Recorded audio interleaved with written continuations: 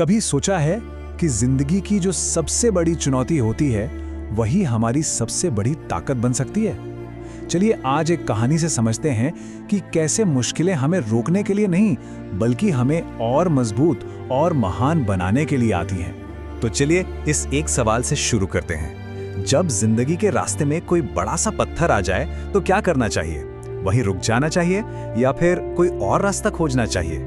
आइए इसी सवाल का जवाब ढूंढने की कोशिश करते हैं। ये कहानी शुरू होती है एक रेगिस्तान से। जमीन के नीचे रेत में दबे हुए 3 खजूर के बीज थे। तीनों का सपना एक ही था, बाहर की दुनिया देखना। लेकिन जैसा कि अक्सर होता है, तीनों की किस्मत एक जैसी बिल्कुल नहीं थी। अब देखिए हुआ क्या। 2 बीज तो आप जानते हैं बड़ी आसानी से अंकुरित हो गए और सीधे सूरज की रोशनी की तरफ बढ़ने लगे। उनका रास्ता बिल्कुल साफ था। लेकिन जो तीसरा बीज था ना, उसकी किस्मत में एक बहुत बड़ा, बहुत भारी पत्थर था। इतना बड़ा कि उसने ऊपर जाने का रास्ता पूरी तरह से बंद कर दिया था। और तभी जो दूसरे 2 बीज थे, उन्होंने उसे ताना मारना शुरू कर दिया। वो कहने लगे, देखो ये पत्थर बहुत बड़ा है, इसे कोई नहीं हटा सकता। तुम तो भूल ही जाओ कि कभी पेड़ बन पाओगे। और इस सब के बाद वो बेचारा बीज बिल्कुल पूरी तरह से निराश हो चुका था। ऐसा लग रहा था जैसे उसकी जिंदगी शुरू होने से पहले ही खत्म हो गई हो। लेकिन जैसा हर अच्छी कहानी में होता है, ठीक तभी जब लगता है कि सारे रास्ते बंद हो गए हैं, एक नया मोड़ आता है। उस बीज ने हार नहीं मानी, बल्कि उसने एक नई स्ट्रैटेजी, एक नई रणनीति पर काम करने का फैसला किया। और तभी उस रेगिस्तान की मिट्टी ने उस बीज से कुछ कहा। उसने कहा, देखो उदास मत हो, हार मान लेना तो सबसे आसान है। इससे बेहतर है कि जो रास्ता अभी तुम्हारे पास है उस पर काम करो। ये सिंपल सी सलाह उस बीज के लिए एक नई उम्मीद की किरण जैसी थी। तो उस बीज ने एक नया प्लान बनाया। उसने सोचा, ठीक है, मैं ऊपर नहीं जा सकता, कोई बात नहीं। उसने ऊपर की तरफ बढ़ना छोड़ दिया और अपनी सारी की सारी ताकत नीचे जमीन में अपनी जड़ें फैलाने में लगा दी।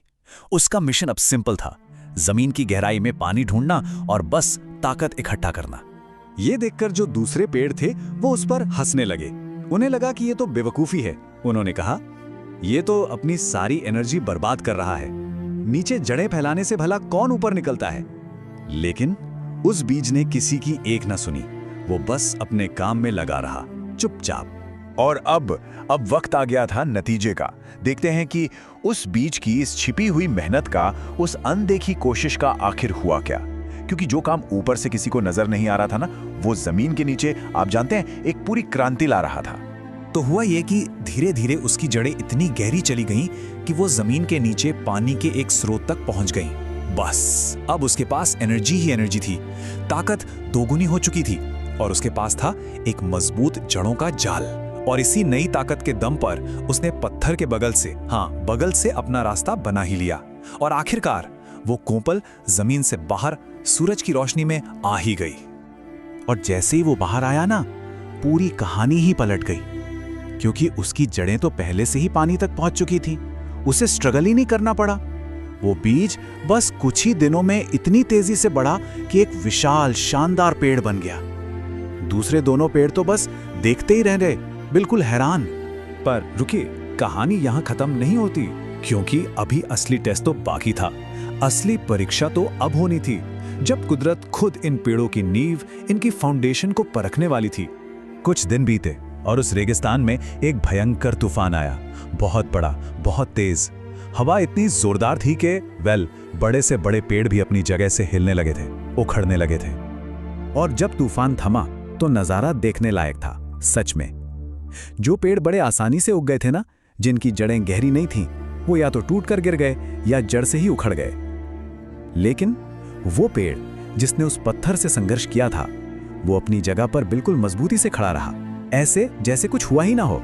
उसे जरा सी भी आंच नहीं आई।